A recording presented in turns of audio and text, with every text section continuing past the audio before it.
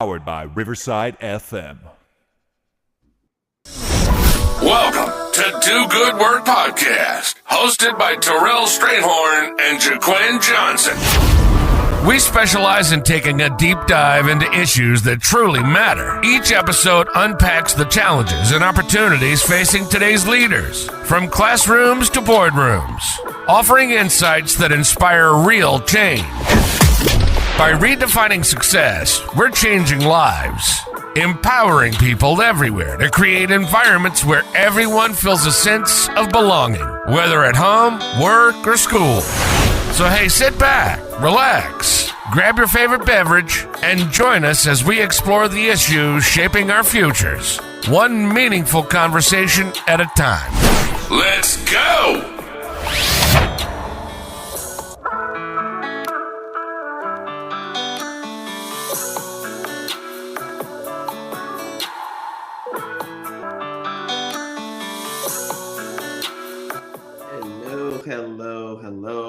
Hello to each and every one of you, and welcome back to another episode of Do Good Work Podcast. I'm your co-host, Terrell, joined in the studio by Jaquin Johnson. Welcome back, everyone. We're so delighted to have everybody tuning in, and you are in the right place for a wonderful conversation. What if we could tell you that it is possible to take research and theory, apply it to practice, to build supports on campus in schools that make a difference for our students? That's what our host tonight's going to talk, our guest tonight's going to talk with us about. We will be joined momentarily in the studio by Dr. Philip Smith. You've seen the flyers out this week about it, but before we get into that, we want to make sure that you know how we do this. Go like, tag, share in whatever platform you're listening in on. So if you're on YouTube, if you're on Instagram, if you're on LinkedIn, Facebook, go like, share, tag, repost. You can see him. He's here. He's made it. Welcome. And we're delighted to have him. We're going to get into this conversation, but tonight's episode is really about how do you sort of deal with students' basic needs in a way that can really increase student success. And we're going to talk about that and so much more. But before we do that, you know how we start our show.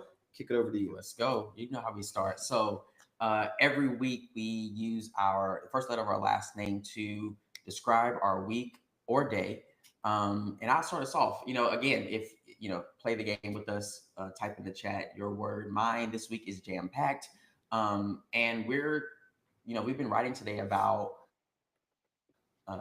work-life balance, what that really means in our field. So for me, my life has been packed with a lot of priorities and things that I need to get done. Realizing that, work-life balance is something that I'm struggling with. Not struggling in the sense of, not knowing what to do, but understanding for me how I balance the two. So, life is jam-packed, but I'm excited to have this conversation today about basic needs. How about you? So this week I am gonna go with, I put a whole bunch of words down. Structured. So S, structured, because most weeks end up being this kind of situation where I really gotta know, what is today? Saturday. So I spent time this week working with colleagues on my own campus about leadership and annual planning, and then move straight from there into opportunities to engage with the West Coast, actually, for ASU GSV. And that was eye-opening and life-changing. And then now here in the podcast studio with you and Philip. And so it's very structured. You got to know what you're going to do. Every day doesn't have to be that way, but I say, generally speaking, this has been a week that I'm reminded of the structure in life. All right, Dr. Smith, it's your turn. What you got for us this week? Hey, I'm glad to be here, man. And sorry about all the technical difficulties, but I would say mine is last name Smith. So I would say surviving, really. This has been a week, and I think on our campuses all across America, we've really been dealing with a lot of stuff, and especially in the basic needs work, the student support side. It is. It's a lot of surviving through, getting through, and making sure that we are providing what we need to for our students so they can thrive and do well on our campuses as well. So surviving would be what I would say. Nice, nice, nice. Now I don't see this thing going out the way I expect it to be on X. So I'm going to check YouTube. So, we want to get into tonight's conversation, and we've got a couple of questions. We sent some of these to you in advance, but we won't restrict ourselves to only those questions as we think about really. Oh, nice. Folks are already using the chat. We should have said that too. Oh, by the way. So go ahead, use the first letter of your last name, drop it in the chat. What word would describe your week? We'll put some of them on the screen. The other thing is, as we're moving through the conversation, please feel free to use the chat to share your thoughts, park ideas.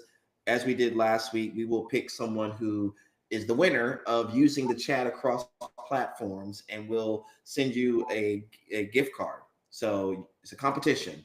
Whoever uses the chat the most, you will win a gift card. And we're excited to do that. But before I go into too much more, let me introduce to some and present to others our guest for tonight, recently minted Dr. Philip Smith, and we're going to talk about it, who is an experienced professional with a deep understanding of leadership, academia, driving change, teaching, and promoting causes.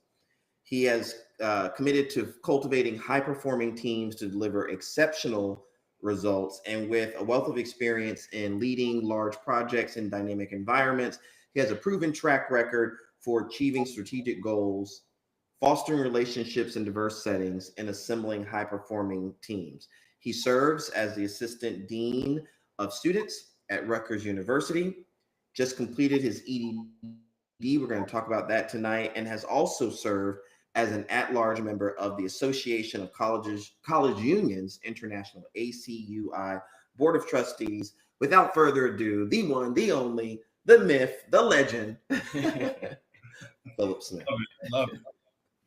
Love it. Yeah, I'm excited about being here and talking with you all. Yeah, we appreciate it. So let's kind of jump into it. We understand that basic needs is something that everyone, it has to be satisfied. And speaking to your role and what you do at Rutgers, like food, housing, financial security is foundational to student success. So how have you seen those needs show up in your work at Rutgers? Oh, it's every day.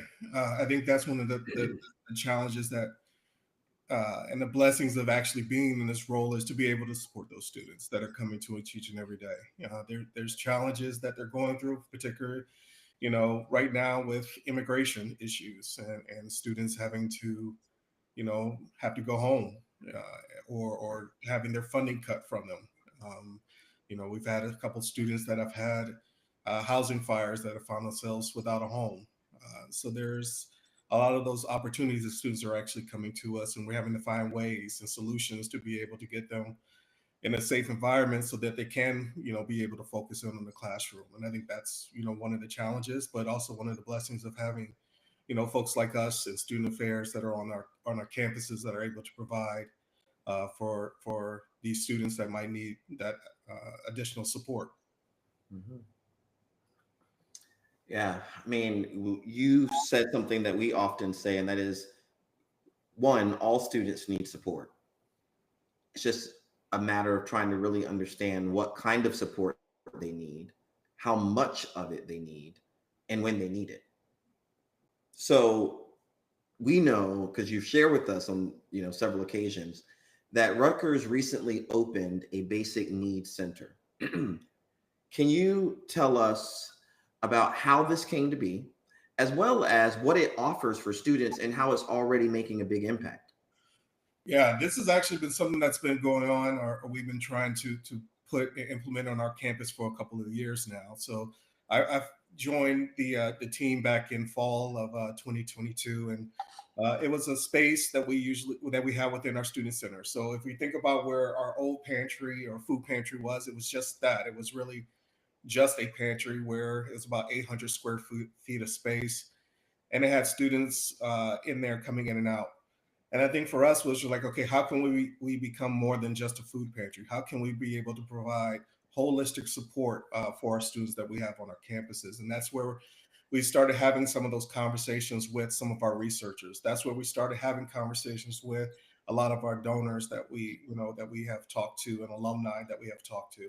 We haven't started having those conversations with the rest of the student affairs division and try to come up with a place that met all these different needs so we could provide that holistic support. So I would say back in 2022, at the end of 2022, we were able to approach a donor that said, hey, we love what you're doing. We understand what the numbers are. We want to be able to support. And then from there, it kind of ballooned into a lot of other supports that came in, and we were able to provide, find a space on our campus somewhere that's not hidden down a hallway, in the basement, but something, a prime location within one of our student centers on campus. And that's when we decided that, hey, this is what kind of support systems we needed actually in the space. And then we work with a lot of folks from student centers, from our IPNO office, and to really create a space that students really want to come to and get the support that they need. So we call it our mini Trader Joe's in that regards. It's really one of those spaces that students walk in. There's music playing. There's smiling faces. There's a waiting room. There's offices that students can actually meet with staff in the same space that they're getting their food support that they might need. A clothing closet. We even have a hydroponic garden that's in there, so students can be able to get fresh products within the space. But then we also have a open space where we can do a lot of interchangeable things that allows for bringing different support systems into the space itself. So bringing SNAP navigators into the space, looking at ways we can help students with their taxes in the space. We're looking at in the future being able to bring a barber into the space to be able to give out free haircuts. So we're looking at that holistic way of supporting our students, not just looking at the food as the only aspect of what they need and how they're able to thrive on our campuses now. Wow. So we know that we need, clean water, healthy living situations, in order for our students to be successful inside and outside the classroom. And I want to know a little bit more about the Basic Needs Center, because, like, where is it located at Rutgers? Sure. What are some of the challenges that you face when kind of building this new, building, and what to put in it, and then how did you all overcome it? Yeah. So I think that for us, it really was having that conversation with the right folks, right? And one is you have to have the research behind it that shows the numbers and the need. What is that particular need? So understanding that with Rutgers, about 27% of our undergrad students are food insecure. Around 29% of our grad students are food insecure. So that was like one of the main numbers. How can we get food into the bellies of our students, right? So again, when we wanted to find a space, we looked at space that was in the student center that was prime location where students didn't have to go looking and searching for it. It wasn't again around the corner, down a hall with no signage on it. So we were able to find a space that was underutilized for a number of years, and we had those conversations with the folks from our student centers and said, hey, is this an opportunity to be able to repurpose this space, find ways that we can really again bring that holistic support to our students in that regard. So some of the challenge is the money, right? Finding the money, but then also finding the space. When you have over 30,000 plus students on a college campus, everybody's trying to get space. They're angling for different spaces that are on campus. So being able to then show the need that we have, I think that was one of the main challenges that we have. So now we're in what we call almost a 5,000 square foot space that has all these different spaces, all these different services, all located in one space.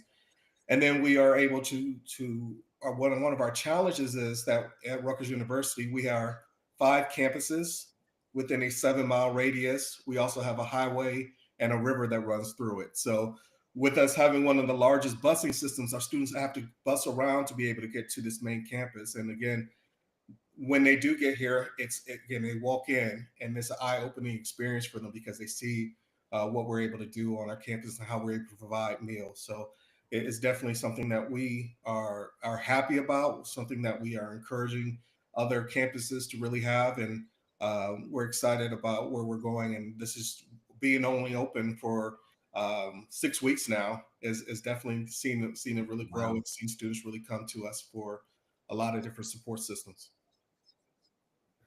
Yeah, well, we are super proud of the work that you're doing. And so we want to make sure folks see this space and center. So we've got pictures of you at the ribbon cutting event, likely with your team, showing what the space looks like. And then also we have images. You said it's like a Trader Joe's. So for folks who want to see that, I mean, Yeah, this is. I mean, it's great. We giving out so much. There it is. I see the pictures there. Yeah, that's some of our students that we work there. My supervisor, Kerry Wilson. Again, when you look at that space, it doesn't seem like, hey, I'm going to the food pantry. It looks like a space where I'm coming and I would go and do my normal shopping on the weekends. And we wanted students to have that feel good experience when they walked in. They wanted we wanted them to come in and say, you know what, hey, Rutgers is doing something for me that's going to allow me to, get through school, allow for me to be able to eat and not have to worry about where my next meal is coming from. So when we were looking at the design, we wanted to have it as a homey kind of experience, a home away from home, or that home for that student. They may not even have one, that might be couch surfing, that might be living on their in their car. So we really wanted to open it up and have it feel good, um, and have that great experience for them when they come in. No questions are asked in regards to why you need to be here or if you need to be here. It's just walking in and saying, "Hey, mhm. I need to use the food pantry," and we get those students in there and they're able to walk away with around 20 or so items, so about a week's worth of food and around 20 pounds of food every time they come in, and around valuing around $60. So again, allows them to get from week to week with something to be able to put into their stomachs, and that's was really important to us. Yeah, that's awesome. Really great. So you've mentioned to us in several occasions that belonging theory really helps shape the development of the center. So what does that mean really in practice? And how do you and the team build a space where students feel seen, valued, and safe asking for help? Well, again, of course, think about some of the research you did, right, Mhm. and applying that, right. It's about finding ways that students can find a place for them on our Rutgers campus where they can see themselves, um, as a human, where they can see themselves as a contributing factor to the ecosystem that we call Rutgers University. We want to make sure that students felt like, hey, I could come in and I can be who I am when I walk in through that door, and no one's going to judge me. No one's going to, shun me away. Nobody's going to make me feel some type of way. And I think what students, when they come in, they're able to really get that experience, but then also be able to meet with other students in our space and build community and find ways where other resources are available for them to be able to strive and thrive while they're here as well. So I think that piece of it, and providing that open space, providing that uh, opportunity for students to be able to make those connections with each other. And as we kind of go up that Maslow's hierarchy of needs and things like that, it's once they have those bottom two, now they can be able to build those relationships. That's where they can go out about joining a student organization.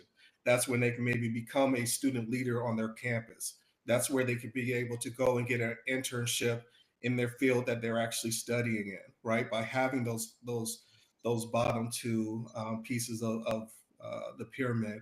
And I think in our space, it allows for students to be able to walk in, be who their true selves are, get the support that they need, and then also allows them to promote them to be able to be up the ladder, up the pyramid itself to self fulfillment and self actualization. So you really talk about like creating conditions for students to be themselves. show up just as they are, flaws and all. And we know that, food insecurity and housing insecurity can create these stigmas and labels. And students may not show up to a beautiful space that we created because it is cold and chilly, not welcoming. Right. How does Rutgers and your team do in creating these spaces that allow students to show up just as they are? Yeah, that's awesome. Thanks for asking that one, because I think for me, I wasn't always a student support person. So the 20 years of my career has really been student engagement, student involvement, and doing concerts, doing comedians, uh, student government, things like that, right? So the same ways that we will advertise really for a comedian or a hypnotist or a concert on our campus, we're advertising the support systems the same way on our campuses as well. There's television, there's TV ads that are going around campus. There's things on our buses for the that talk about student needs. There's yard signs that are out there on campus. There's banners, there's flyers and social media posts, things like that. So we're really just the same way again as we're advertising about those different events that are happening on campus. It's the same way that we're having those resources on campus and available for our students to know about and to be able to come and be a part of in our space. And again, we're going to ask questions is really one of those ways where students can really feel like, hey, I could come in and just peek my head in and see what this space is. Again, we have music playing in the space. That was important for me to make sure that there was some type of extra vibe. So we could have Usher playing one day, and next day we could have Doja Cat playing one day, and our students come in and say, hey, what is this space? And that's just they're peeking their head in. And once they peek their head in, it's like, man, I didn't know this was here. How long has this been here? How can I one use it, but two, how can I volunteer? Do you need volunteers? So not only are we getting the students that are needing the help, but we're also starting to get the students that want to help other students. And how can they provide that? One of the things that we have in the space is we have a textbook assistance program. So we have over 450 books that we've collected from other Rutgers students to be able to have a online library that shows all of our different books that are available. And the students are able to then go there and reserve a book for free. And they only are able to do this because Rutgers students are wanting to help and support other Rutgers students. We have students bring in canned foods, and we have students bringing in bags of clothes because they want to be able to help Rutgers students. So that system itself is really kind of homegrown, and I think with that, it peels away that layer. It peels away that layer like an onion to kind of get students to want to come into the space and utilize our space, or at least ask questions in that regards. So you've really transformed the basic needs center not just into a site for giving student support, but also it becomes a site for learning and internship and service learning and volunteerism. And so I think it's a great reflection of belonging theory applied to practice, right? Where it's not just about understanding students' needs and meeting them, but really creating community and spaces where students come together to join, to get to know each other in the meeting of these basic needs. Yeah, it definitely is. And again, I think one of the great things about Rutgers, and they put their money where their mouth is. And I think that's one of the biggest things about what our institution is. And a lot of schools are really getting to what we're trying to do. But I think we had the foresight to say, you know what, coming out of the pandemic, this was important. This was something that was really in need. And again, with the creation of my role as an assistant dean, which was new when I first started, but also the ability to have a foundation person that's working in on this, be able to have student affairs and student centers willing to give up the space to be able to put this kind of support system in place really shows their commitment to wanting to make sure that our students have what they need. And I think that's really important. I would tell other schools is you got to have that backing. You have to have the research to show the numbers. You got to have the support from the administration and the students, and you got to have the space. And that's the biggest piece of what we're doing here. Is if we didn't have the space, we wouldn't be talking about these types of things that we do have in place. And that's again a testament to what Rutgers is trying to do. I have a lot of questions. So, I'm we met, I think, in New York, correct? That's right. And I was amazed by the work that you're doing, and applaud you and your team for, going out of your way to do this work for students. And what enters my mind is that there are some people out there who would say, it's not our job to provide students food or to make sure they have housing, clean water. We as an institution, our job is to educate. So in New York, you and I we talked about, the how your role is important and why it matters, and being there on campus is beneficial to students. So how would you respond to people who say things like, it's not our responsibility to provide students and meet their basic needs? All right. Can I be real with you? Can I give some background as to why? Please and thank you. Yeah. So I'll take the official hat off and go ahead and be real with y'all.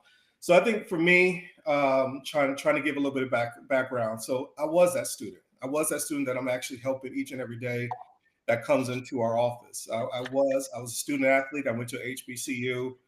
My brother was living with me in the residence halls. My mother was living in a homeless shelter in walking distance from campus.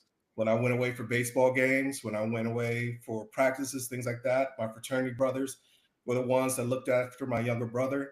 They made sure he got on the bus, got off the bus, things like that. So I was that student that I'm talking to, and supporting each and every day. So I think, when folks talk about, oh, this is what we're supposed to do, yeah, and we have to also do the good. We have to do the good to be able to. I wouldn't be here talking to you today if the student affairs folks, when they found out about, my brother was living in the residence halls without, putting an extra bed in the room for me. They could have. Come on, Philip. Tell your story, Philip. Come on. Could have been a lot of that stuff. It could have been if my fraternity folks that I didn't get involved and have that involvement. It wasn't for Dave and it wasn't for Pam and for those folks to say, hey, I have my mother here in town. Can my brother come live with them so I could finish school? If I didn't have that village, that family on a student affairs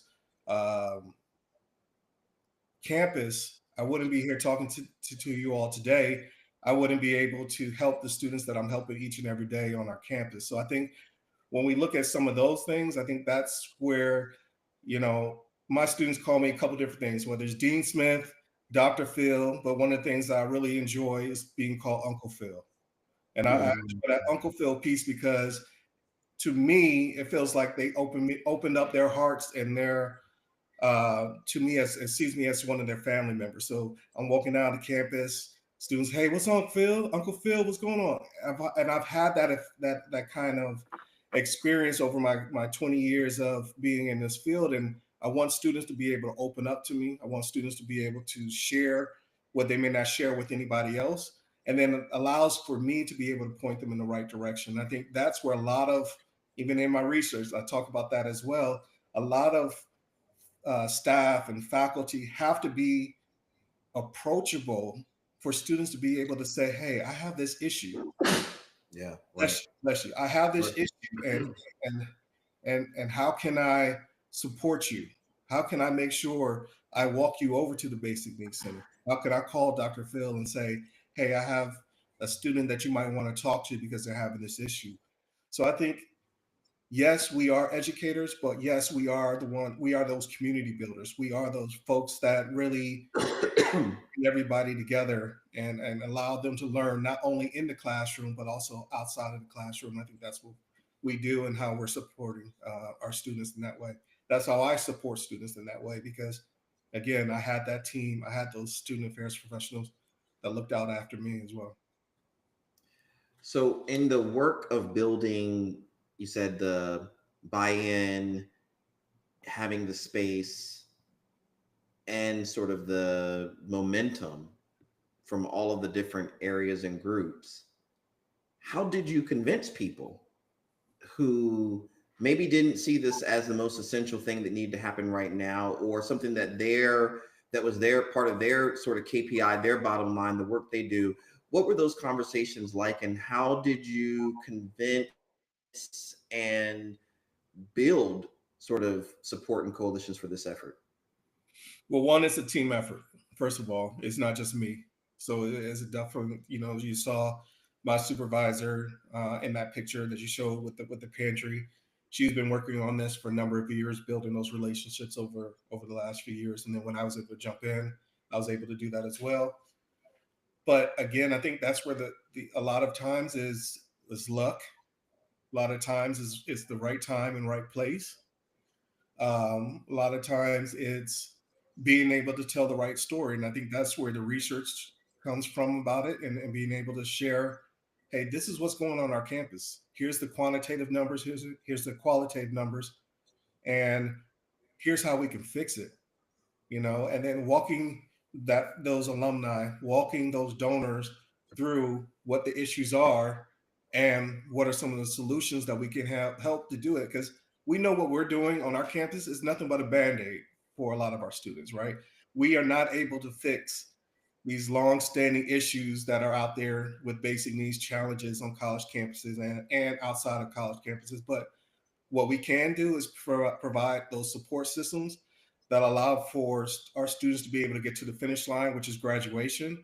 And then for a lot of those students, is generational change that goes from there. So I think that's where it's really, really important for us to share that story and walk those folks that have the means to be able to support students and say, hey, this is if we have these support systems, this is what we're going to be able to provide. Here's what the end game is. The end game is to get these students to the finish line. Let's not worry about where they're going to get their next meal.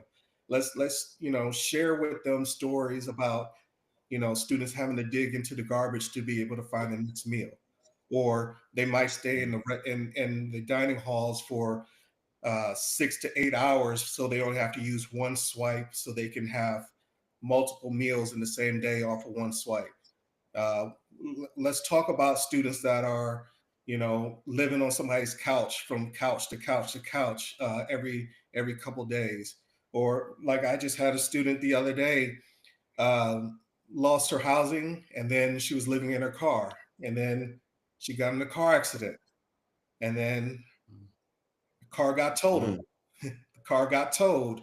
So not only did she lose her housing, she lost her transportation, and now where do we go? So it's looking at all those different ways that our students are coming to us and meeting them where they are, and then providing the resources, the help that they need right then, and then also setting them up to be successful for them to be able to move up and through their college choices that they have. So we're curious, for those in our listening audience, just as you're thinking about this and listening to Dr. Smith, I mean, tell us, drop in the chat, did you struggle with food, housing, or financial security during college? Whether you're pursuing an associate's degree, a bachelor's degree, a certificate, online, in person, and how do you get through? What do you wish your school had done to help? You can drop those into the comments or tag us using hashtag do good work. We'll keep the conversation going, but Yeah. you can get some movement in the chat on that one. So, these are important issues that you're speaking about. There are students on our campus who face these challenges and go through these difficult times. And we literally did the work to recruit these students and then sent them an admissions package. They accepted it. We told them that, what comes with that is great responsibility and making sure that like you said, students walk across the stage and graduate, that students come to our school and feel safe and secure, that students join our community and can be themselves. So, what advice would you give to other institutions trying to prioritize basic need support, especially those with limited resources? Listen, Phil, we all not like Rutgers, okay? We ain't got those big time donors. So help us kind of understand, we already have the background and the importance of, building these centers and making sure that students' needs are met. But for institutions who have, limited resources, what advice would you give them? First of all, you got to start at ground one. Start with what you do have, right? What is that you do have? So if it is just a food pantry, if it is just a pocket pantry, if it's just grab and go, if it's just a uh, we're going to collect clothing at the end of the year when students move out, or household items when students are moving out of the apartments on campus, and collect those, because again, you might have a situation where that student, is looking to has a house fire that now has to get a new apartment and start all over from scratch. So those kind of items that you're bringing in are just could really help and support that student. So it could just be just those small things that are um, the ways that students can really feel like, hey, your campus is really supporting them. I think that's one of the big things. I think for us, there's three guiding principles that go along with what we're doing and how we're supporting that. So, again, one of them is meeting student basic needs as a foundational to affordability, to accessibility, and also to student success throughout their higher education. Two, that students' challenges with basic needs reflect longstanding struggles with inequality, inequity, and systematic racism. And then third, that we understand that meeting students' basic needs is a shared responsibility, and that higher education institutions are not the only ones that can solve these issues on their own. It has to be more than that. And I think that's where it's important to kind of understand is, hey, we may never fix the problem, but what we can do is address it. What we can do is make sure we have support systems in place. So again, it could be small. It could just be having a food pantry, which is great. But then looking at how are ways that you go beyond looking at textbook assistance program. There's a free online library. It's called Librica. I think that's the name of it, where you can collect all these textbooks, put them online for your students to be able to see what you have and be able to check them in and out. You can look at ways to bring in for your community food banks in your state, how you could bring in SNAP navigators onto your campus, or back in the day, it was food stamps. My mother used to give me the rip out rip out dollar bills and send me to the grocery store with it, right? But now they have these debit cards, the EBT cards that look like an actual credit card that you could go into the store, and college students are able to apply for this funding. So I think those are the small steps that universities can really do to support students. And then as you are being able to build that story up, as you are doing the research on the numbers on your particular campus, I think that will allow you to be able to share and have that storytelling with the right people that have the dollars, and the people on your campuses that have the space, and to be able to do that. And I'm going to tell you is this, again, being a college union person, that's where it needs to be. It needs to be in your student unions. It needs to be up front and center, not hiding behind the issues that are going on your campuses. And as you will see on our campus, is really something that our students are going to be introduced to on day one. So as new student orientation happens during the summer, they're brought past the Basic Needs Center. So on day one, if they have any issues, so they know on day one where to go if they have issues on day 300. And I think that's really, really important for us to be able to do. And that, again, we're not hiding behind. We understand that there are challenges that students are going through.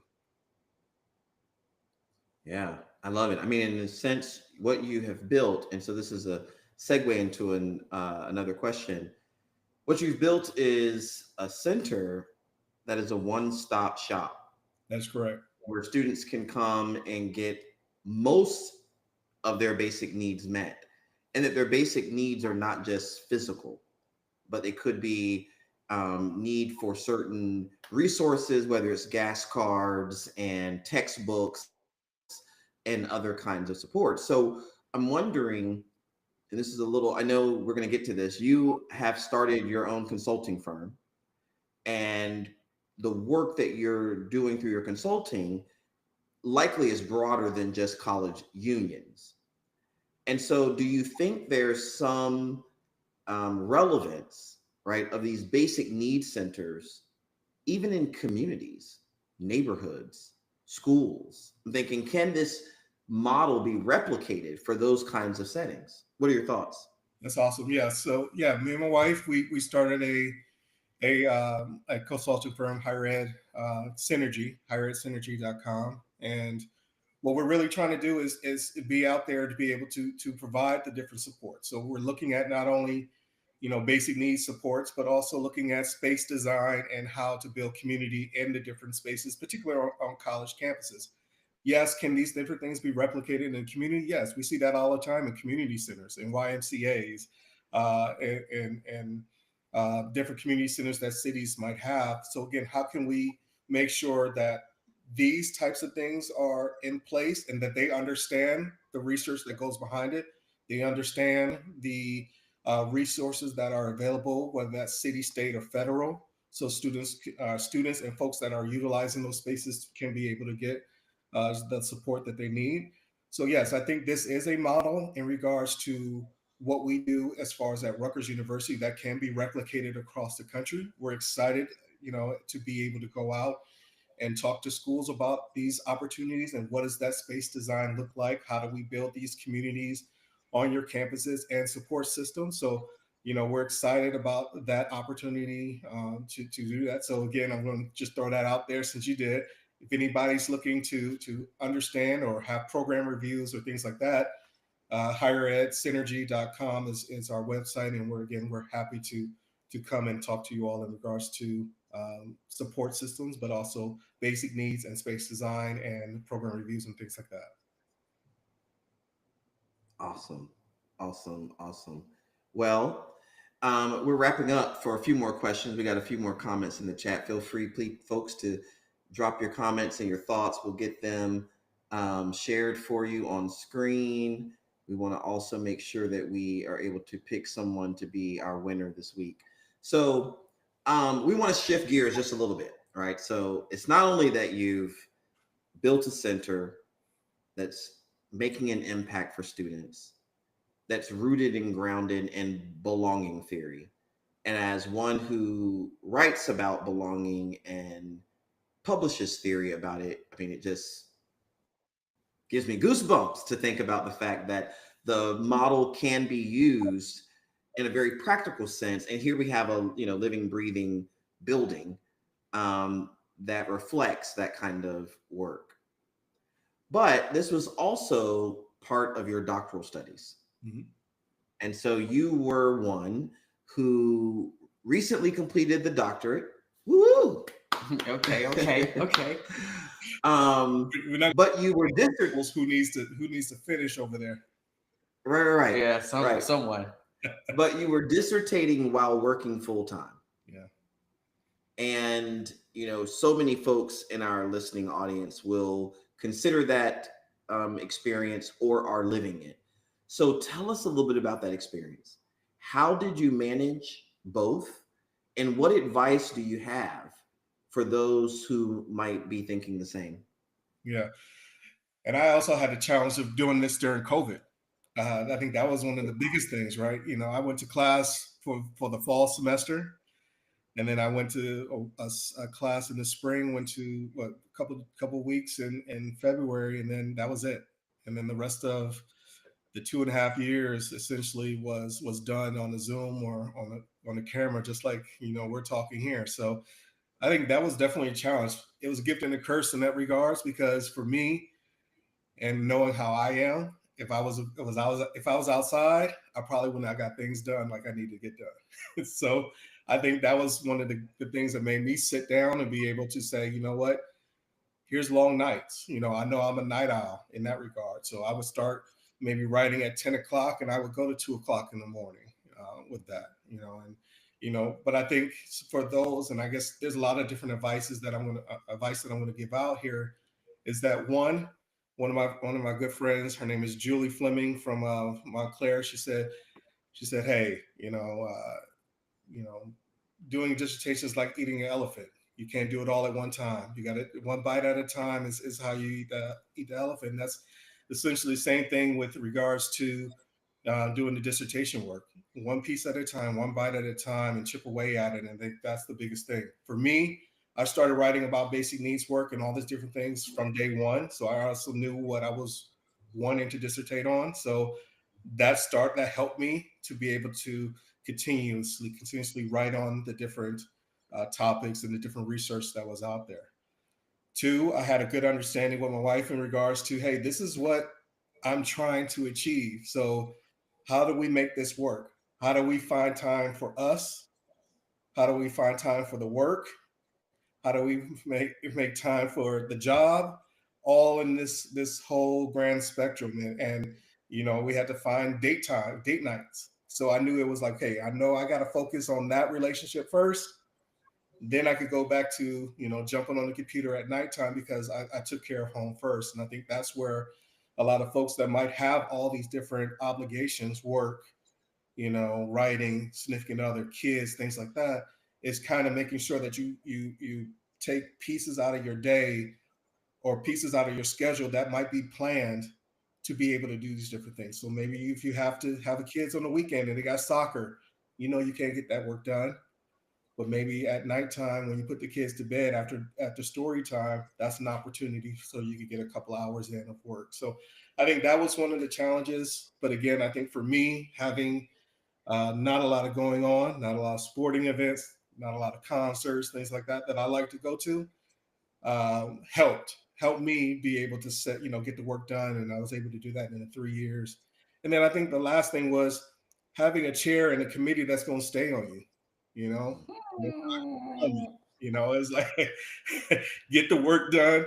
I would say my chair, Dr. Jennifer Johnson at Temple University, I would tell you, she was my chair. And I told her, I said, hey, I want to get done by this date.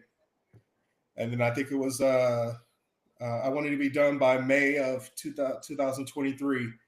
And I didn't finish all my interviews by, I think it was December. So she was like, all right, well, if you want to graduate, this is what you need to do. And she stayed on me. And she's like, if you don't have it done by this date, then we're going to be talking about August. So I think, again, having those open and honest conversations with your chair and making sure that they hold you accountable for the work that you're doing, I think that's really good. Yeah. That's helpful. I mean, well, my first question is, are we eating elephants? Do we eat elephant? I hope not. I hope not. Oh, okay. When I heard that phrase, I'm vegan, so I was like, eating elephant? Do we eat elephant? Jeez, I hope we don't eat elephant. Okay, go ahead. So I just had to get that out. That phrase, that's a conversation like after the show. Okay. You know what I'm saying? Okay. But that's helpful that you share that.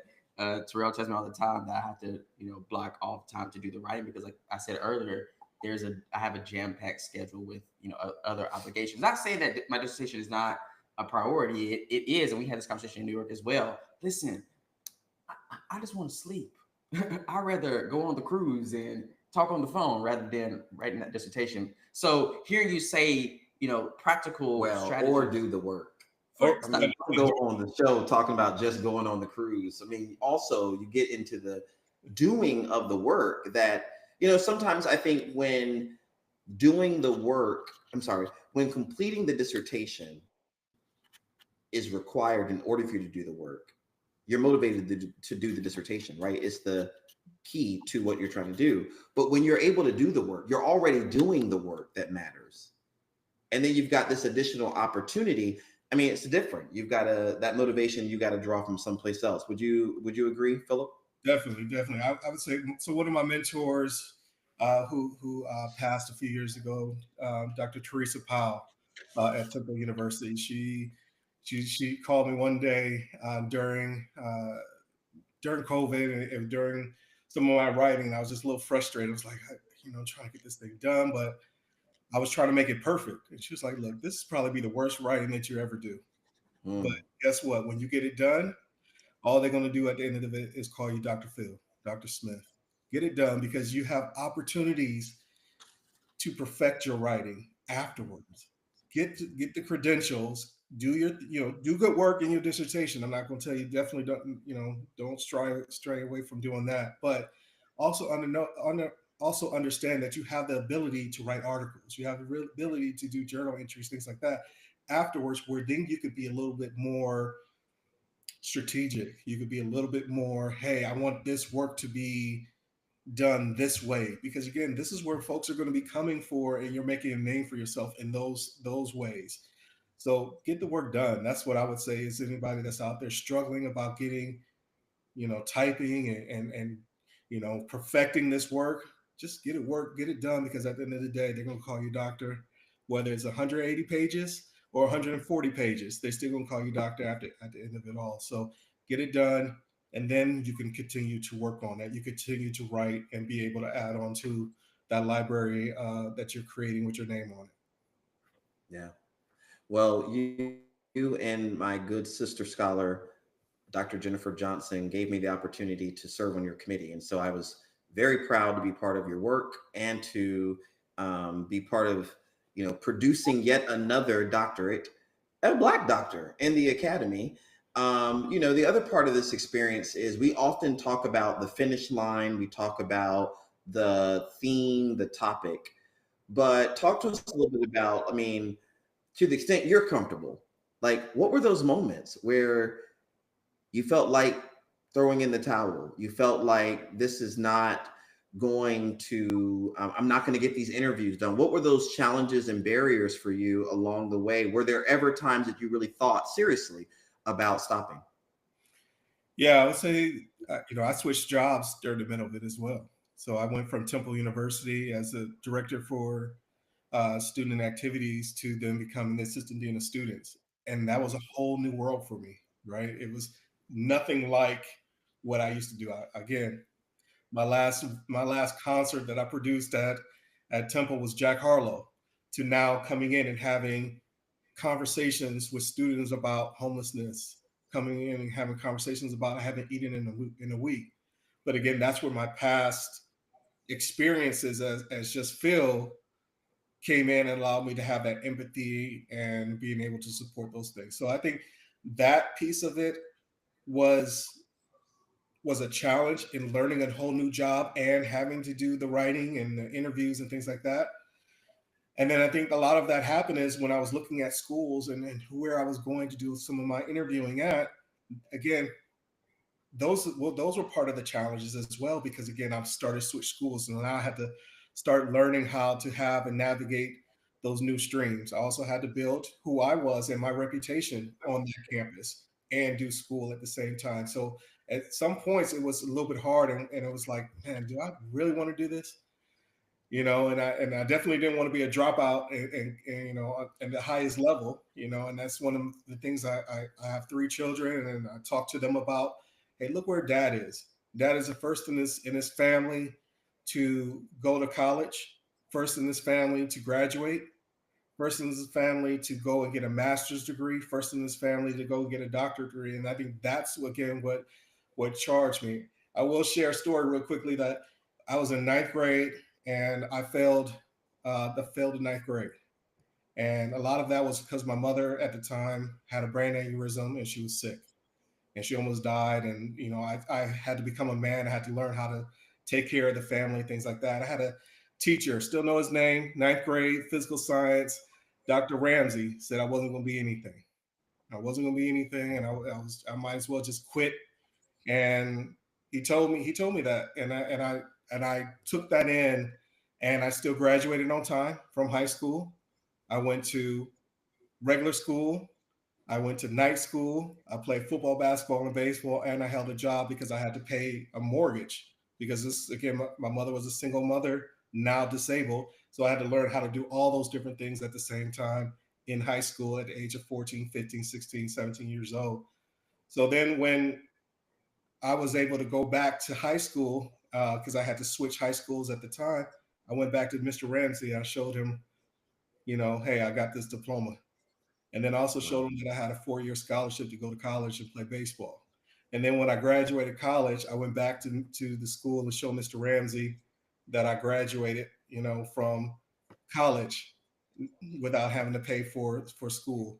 So then when I got my master's, I wanted to go back. I said, I don't really need to. And then definitely Mr. Ramsey's probably rolling over in his grave now, knowing that I have a doctorate. So I think, again, you have to find what's in you that's going to help drive you, what's help motivate you. Sometimes you just need to look, if you have children, just look at those kids in the face and say, you know what, I'm doing this so they can then follow me. They have a good example that they can follow and be a part of as well. And I think that's what's really drove me to continue to go. And also didn't want the door ever, I didn't want to ever be in a situation where I wanted to apply for a job and be told no because I didn't have it. So that Mhm. couldn't be the excuse. I wanted to be able to say, hey, here's my credentials. Here's what I have as far as the doctorates. Here's what I have as far as the experience. Here's what I have as far as what folks are saying about me, my references and things like that. And you're going to have to find another reason than to say is because you don't have a doctorate, and that was important for me as well. What more can I say other than a whole bunch of cheers and a whole bunch of celebration of you and all the tremendous success you've had. As we wrap up, I'm thinking, how do what's next for Uncle Phil? For Dr. Phil. I mean, you've got all of this accomplishment, you've got the doctorate, you've started your consulting. I mean, tell us a little bit about where you're going next. What's on the horizon? Hey man, I have one in college now at Georgia State, and I have another one coming to Rutgers University in the fall semester. So, and then I have one last one that is a freshman in high school. So I think for me, it's not just about me; it's about me being in a support system and for them, so they can achieve their dreams. I think that's part of it. I think it's now that I have more time and I don't have to study and write. It's now I was trying to push her to go ahead and get her doctorate as well, right? And I need y'all help on that one too. Go ahead and push. Gotcha. We She's got you. probably listening to this too, so I'm going to say that out loud. You need to get this done soon. Yeah. But I think that's it. But I think really it's just about living life and and exploring the world as we can. We never know when our time is coming, so might as well live life and kind of one of my brother-in-law's sayings is good people and good times. So just spend a lot of good times with a lot of good people, and I think that's what I'm looking to do, and continue to do the good work that we're doing on our campuses, and I think that's really really important as well. Well, one other kind of question that comes out of that for me is, I mean, we're living in a very different time right now, especially since January of 2025. And there have been lots of executive orders and other political actions that call people's attention to what might be perceived as diversity, equity, inclusion kind of initiatives and efforts. And are you seeing any of this in your basic needs work? Are you finding that institutions are having to think about how to justify this necessary and important assistance that's provided to some but may not be needed by all? You're trying to get me in trouble out here. Never, never, never, never. This work and what we do is needed by all students, not particularly any That's type right. of student. So I'm just going to first and foremost say Right. that it is open and available for any student that might need help. So I'm just going to say that. But yes, I mean Yeah. I've seen. I mean our campuses are challenged, are being challenged and being pulled, and we are adhering to things that we shouldn't probably need to adhere to because of the money. I think that's the biggest thing that's out there is that the purse strings are being pulled. So we as institutions have to look at what we're doing, look at our ways, make sure that we are open and accessible to the masses. And I think that is a challenge when we also understand that Black and brown students are the ones that are probably the most affected in regards to basic needs challenges. So how do we square that? And I think that is the obstacles. Those are the hoops that we are jumping through. Those are the things that the administrators that are probably higher than me are having to have those conversations and figure out how do we shape these things and how do we shape our wording, how do we shape our websites, how do we shape these resources that we are providing for students in a way that does not bring uh, the spotlight on us. And I think that's really really important. It's really sad. I mean, I again hearing that we have a number of students on our campus that are having their visas taken away, and we're having to support them in a variety of different ways is challenging.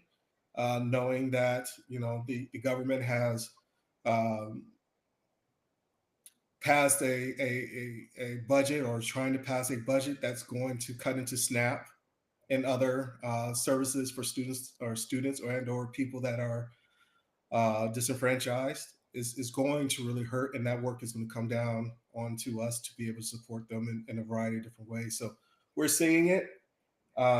We are challenged by it, but it's not going to hold us down. We're going to find ways to work around it. We're going to find ways to work through it.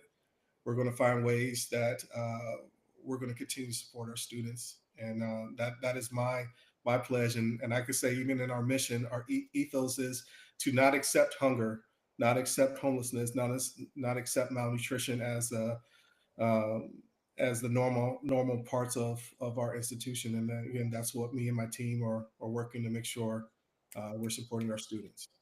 Love it. Okay, A+ on that answer right there.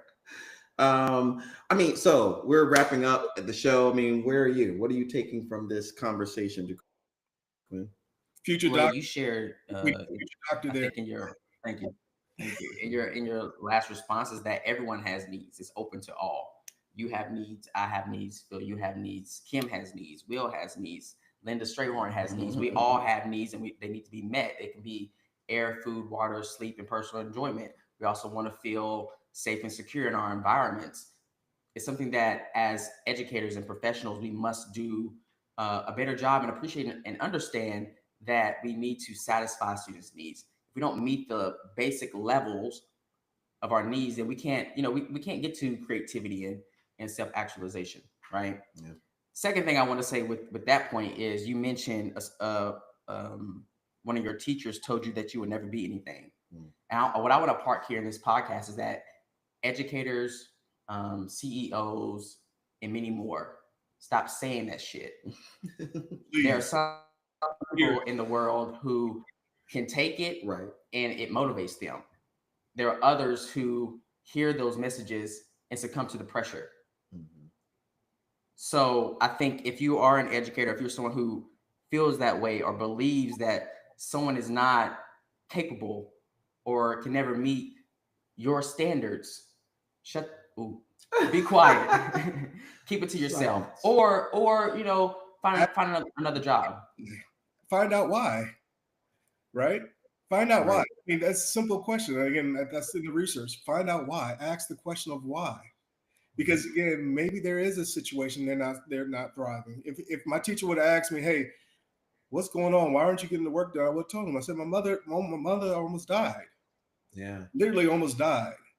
And that would have been, could have led to a different kind of conversation. Could have been a different type of support system. So yeah, stop saying that shit, and just ask the question. Ask a question, and then once the student tells you or opens up, be receptive to that, and then help them. Help them. Mhm. And that's the biggest thing. And again, we're doing that on our college campuses as well. But again, K through 12, we need people to help them, point them in the right direction. So then when they get to our campus, they know how to ask, and they know that people will. Sorry, I didn't mean to cut you off in that. No, go ahead. I mean, you No. get in the spirit where I want to go is that help them, right? Stop making students prove themselves. Mhm. And last and finally, because I think I'm gonna get on the soapbox with that, and I know that it's already 8:10 here. We're over a little bit. Lastly, but as students who are dissertating now or aspire to go into a program, listen to what Phil shared, and that's create dedicated time for your work. Because your work, regardless of what anyone says, someone said to me that in my dissertation my story does not matter. No one cares about your story. That's not true. There is someone out there who needs to hear your story. So I appreciate you sharing your story today with us, because there is someone in the audience today that needed that. Yeah. I mean, the work you're doing is, we often talk about making real life impact. And real life impact for most of us won't look like what Spider-Man and Superman and all of them did. It looks like this. It's taking our research and our writing applying it to practice to build spaces for belonging where students' needs are met.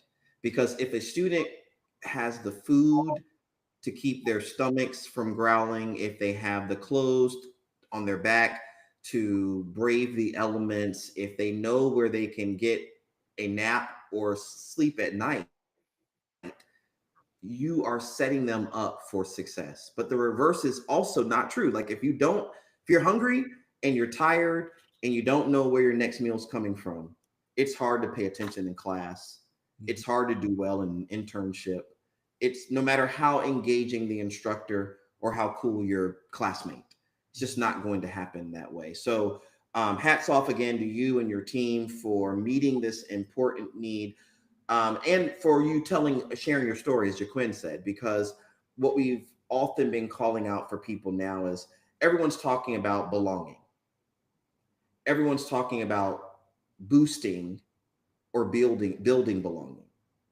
But one thing we're trying to help people understand is that building belonging can't break us. Come on. Right. You know, it can't break our dreams, our aspirations, our goals for the future. It can't divide us. It can't separate us from our communities of care, our families. These have got to come together. And as we were writing about today, be balanced. And so you help us realize that that balance is a delicate act of building coalitions, getting buy-in, learning about yourself, learning about others, meeting students where they are and meeting their needs while also taking care of your own. That's right. And that these must come together in a way that enables all of us to do good work. So we thank you again. We got to have you back on the show sometime soon. We are so excited for everyone who's tuned in and listened into this podcast, and certainly those who will tune in to the podcast later. Listen, if you have not already, subscribe to our YouTube channel. Go to Do Good Work on all things social media. Like and follow. And until next time, Hey, don't Doc, be afraid to do something. can What's I up? leave your guests with one last thing, a quote here? Absolutely. Please do. All right. We must realize that when basic needs have been met, human development is primarily about being more, not having more. And that's from the Dalai Lama. So I think that goes into everything that you just stated and everything that you are trying to do. So again, thank you for having me on your podcast, and continue to do the good work. Thank you very much. Thank you. Thank you for tuning in to Do Good Work Podcast. We hope you found today's conversation informative, uplifting, and insightful. Don't forget to like and share this episode with your networks. Follow us on social media at Do Good Work on X, formerly Twitter, for real-time updates, behind-the-scenes content, and so much more. Until next time, friends, don't be afraid to do something, but do something good. Do good work.